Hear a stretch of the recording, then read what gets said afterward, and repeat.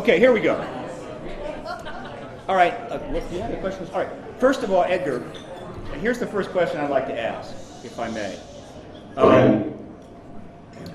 The first question I'd like to ask is, on April the 20th last year, a little over a year ago, you spoke, of course, at the X conference 2009, and then you appeared at the National Press Club, and as part of the press conference, which was covered by CNN and the Washington Post and the Washington Times, etc., and broadcast by CNN worldwide, you called on the Obama administration to end a truth embargo, to disclose, to release all the UFO files. It's the first person that I'm aware of that has done that of your stature. There were some people that did that back in 2001, and it's happened.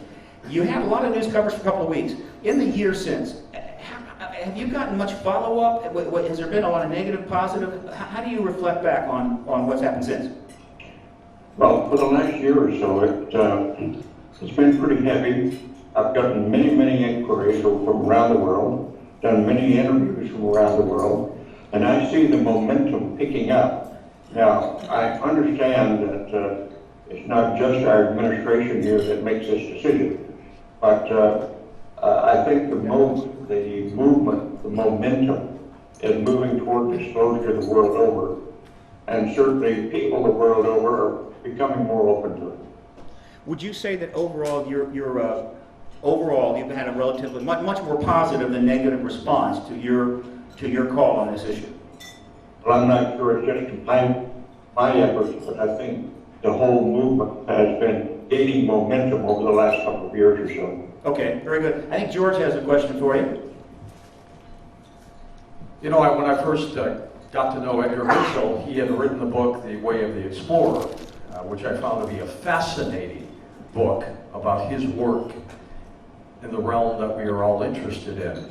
Edgar, I've always wanted to ask you, what drives you to try to get the answers to what we're all looking for as well? You have not stopped in all the years I have known you. Why do you keep at it? Well, it's the ultimate question, George. I think humans have been asking this question in one form or another for hundreds of years, maybe thousands of years. Who are we? How do we get here? Where are we going? And what's this all about? And it's that ultimate curiosity that drives me continuously. I want to know some answers that we really don't have. And we think we're pretty smart in the 21st century, in the 20th century, but in my opinion, we're still just barely out of the trees. Okay, Cheryl's got a question for you. Oh, right, Dr. Mitchell. Good to see you again. Thank you. Good to see you. There she is. Hello. Hello. It was fun last year sitting with you at the table, though, right, with George Norrie and you, and we'd like to have you here in person, but this year this is second best, isn't it? Just out of curiosity, could you bring us up to date on how Quantrek is doing? And well, Quantrek has great hopes. We have a lot of people interested. We still are short on funding. We need more funding, and we're going out after that very actively at this point. And hopefully we've got some promises. We've got some interested investors, and we'll see what the next few months brings. Edgar, for the audience, could you quickly describe Quantrek's mission? I'm sorry, say that Could you again. quickly describe Quantrek's mission? Okay, Quantrek is a sister organization to my Noetics Foundation, but more focused on the hard sciences of physics and biology. And we now understand, just in the recent years, that the quantum world is at the basis of our perceptual mechanism. I often tell little simple stories to help get the idea across. In the English language, we call intuition our sixth sense. If we really ought to call it our first sense, or someone even say our zero sense, because it was around before we or our solar system were around. It's more fundamental than all of our sensory mechanisms, and we're now starting to understand there's a quantum biology that's very important, and that the quantum world is really at the basis of everything. Even though it operates at the subatomic level, it has ramifications and effects at all levels of nature. And that's something that's just become apparent here in the last couple of decades. Dr. Mitchell, Have you touched base with Dan Brown since his new book used ion so prominently?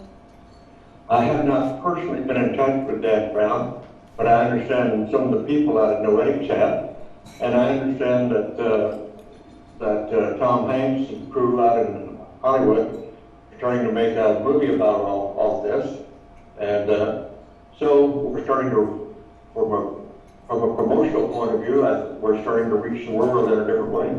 You know, it's kind of interesting, Edgar. As you know, you spoke at the press club. Had the Brown book come out last April when you were here a year ago? Had it already come out? After that, it didn't really come out until the fall. It came out the fall before or afterwards? So I have to, I can't remember. I'm sure Okay, but I think what happened is you got Edgar comes to the Washington, he comes to the press club, and he calls for disclosure, right? Which is highly exopolitical. Then Brown's book, The Lost Symbol, comes out. It's about Washington. It's about secrets. It's about the intricate arrangements and what have you. And he chooses to make ions a highly featured part of the book in a very positive way. It's all upscale. And because he did that, he never even asked permission. He didn't check with Edgar. He didn't check with ions. He just did it, knowing that when it came out, they'd be going, "Yay, that's fantastic." So you see the kind of the circle being closed here in a way. It's all kind of coming around. Edgar, I've got a question for you. And this gets down to the nuts and bolts, the real stuff that is going to affect the lives of just hundreds and hundreds of millions of people. It's a real simple question. Isn't the massive oil slick that's now spreading in the Gulf of Mexico a huge advertisement for why we need to know what has been done with any ET-derived technology, particularly the new energy physics? Oh, we lost him again. Edgar, we've lost you again. The sound went off. Hang on, Edgar. Let me tell you something. If you knew what had happened in the last 3 days, you guys would be picketing the CIA big time. You'd be down there with the signs, because somebody is running an op here, all right? Because the weirdness is gone over the top. And so I am so proud. I'm very proud. All right. How are we doing, guys? We got him back? Have we got you back, Edgar? Not yet? Okay, hang on. How could we have him and then lose him? Oh, no, I know. He just went around the backside of the moon. He was out of touch. Right? And you back? Almost. Still no? I'm trying. He's back. You're back. Edgar's back. Okay.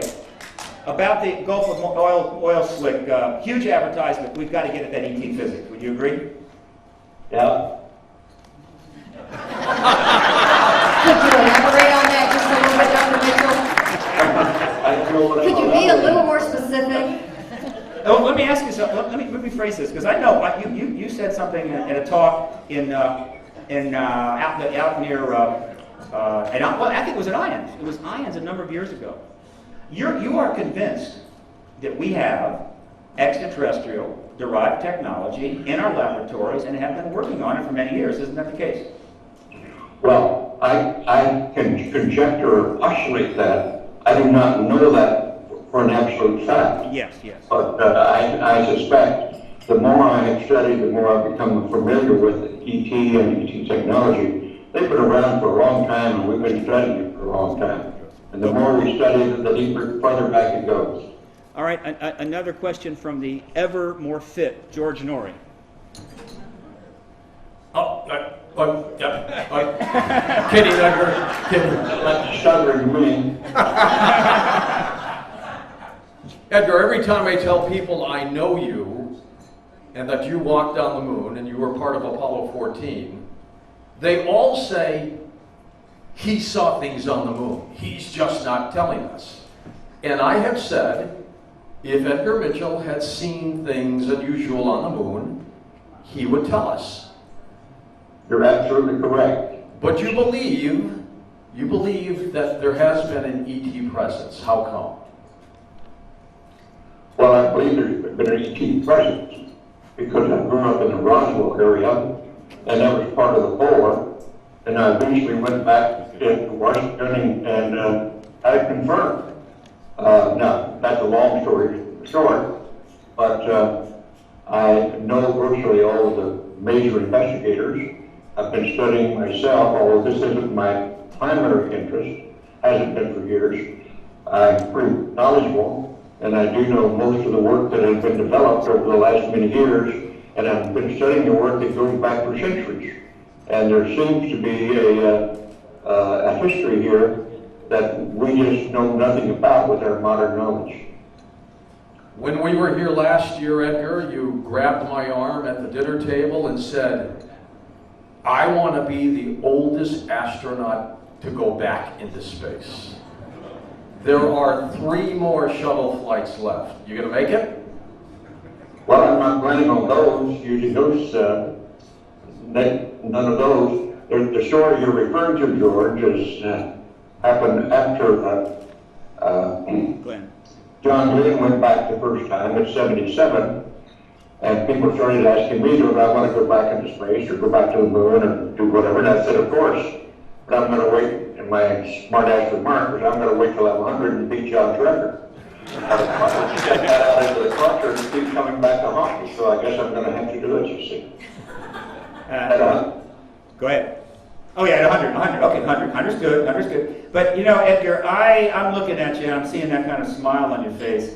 You're going back into space on anti-gravitic drive, aren't you? I'm going back on it. You're going to go back into space on anti-gravitic drive, right? None of this chemical rocket stuff anymore. Something like that. The oldest man to go into warp. It could happen. All right, Edgar, I've got a quick question. And this we'll wrap up here. As you've spoken out on this issue for 10 years, most notably the instance on Kerrang! Radio in July of 2008, massive international coverage on that, raised a lot of buzz. And then I'm sorry, I'm having trouble hearing you. Okay. As you have talked about this issue for the last 10 years, Yeah. most notably the Kerrang! Radio interview, which generated all this buzz in Europe, right? That one kind of broke it loose internationally with the Kerrang! Radio show. After that one, I was getting calls from all over the world almost the next week. It's kind of interesting when you talk about something for 8 years, and then suddenly you just say it in a certain venue, and it's like you just said it for the first time. Oh my God, he thinks they're ETs, and you're wondering where have you been for 8 years? Absolutely, that seems to be the way things happen. And of course, I knew about that radio show, and of course, that's one of the reasons why I started to move very, very quickly to see if I could get you more deeply involved. And of course, at the press conference, where we got the second round of very significant coverage. And we would have had more. Your son was ill, you had to leave, otherwise you'd have been on Larry King that very night. My question is this: as you've done all this talking, do you feel the presence of Gordon Cooper just over your shoulder, who tried to bring this issue out repeatedly in the late 70s and in the 80s, and he went to the UN and so forth? Gordon was very open about the ET presence and his experiences. Several of the astronauts, including Gordon, had experiences before their astronaut experience. They talked about that, but he continued to talk about it even very openly for many years until he passed on. One last question, then we'll let you go. This is a little bit, well, no, this is appropriate. It's a wonky question, wonk question, W-O-N-K, from Washington at the Press Club. Your thoughts about President Obama's vision policy that he went down to Florida to talk about? What is your fundamental thinking about where he wants to go now with the space program? Or where he doesn't want to go? What are you asking my comment? Is that what you're asking? What are your thoughts on the administration's policy as announced by President Obama in Florida down at the Space Center, I think a few months ago? Well, I certainly don't disagree with what you were saying.